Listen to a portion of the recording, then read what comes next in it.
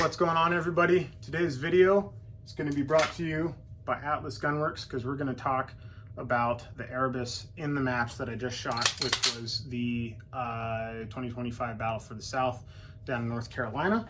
That was the first match that I actually got to shoot with an Atlas pistol, and I'm going to cry real tears when I have to send this back. But what I want to talk about today is the grip in the magwell, comparing that to plastic. I have an Atlas grip that I have mounted for this gun. It's out in Sarasota right now. But one of the things that I noticed when I got the first Atlas pistol that I was playing around with, which was the Erebus, I noticed that it was slightly less forgiving on the reloads because this guy has a humongous old school magwell. Not a lot of people actually run a magwell this big anymore. The reason that I do is this is what I've had for 10 years and I just haven't bought another one.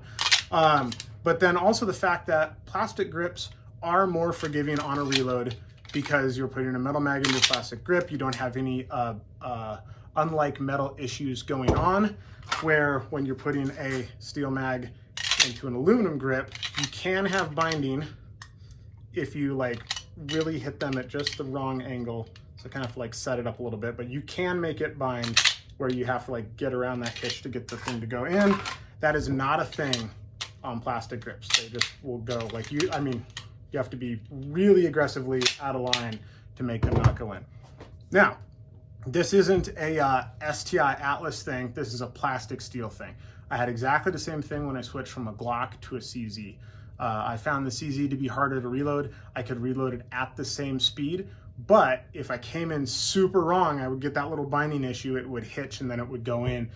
And it wasn't like a huge deal. It would cost, I don't know, like 0.3 of a second on a reload or something, which is normally absorbed in a stage somewhere. But it is possible. Like, this is a thing that can happen.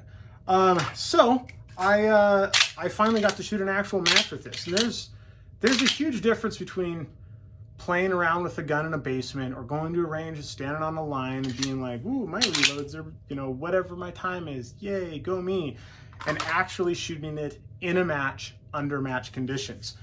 So I decided to not shoot this gun in the match, despite the fact that I have, years and years of shooting and more than 100,000 rounds through it, and I'm super comfortable with it because despite the fact that I have shot this gun, I think including the match, I'm right around 1,000 rounds right now. I had somewhere in the neighborhood of, I don't know, 600 rounds, 700 rounds through the gun before I left the match. I'd only had it for about a week, and I flew to the match and I shot about 300 rounds through it at the match. Despite that, I still found this to be enough of a performance benefit that I left this gun. Well, I didn't leave it. I brought it as a backup in case I got 2 stages in and I was like, woo, that was a mistake. But it wasn't. I loved shooting this gun. I'm gonna cry real tears when I have to put it in the mail and send it back. But how did it go? How did the reloading go? How did that aluminum magwell with a steel mag treat me? Did I find it to be a disadvantage over the plastic magwell? No, I didn't find it to be a disadvantage, excuse me, at all. So, and I can prove it. What I'm gonna do right now is just boot this camera and we're just gonna cut to every reload that I made in the match, which, I don't know, I guess there was probably like a reload per stage. There was a couple on some of the stages. There was an unloaded start. Some of the shenanigans like that. So you're gonna see every single reload that I made in the entire match, and you'll get to see for yourself whether or not you think it was a disadvantage. So here we go, here comes the boot.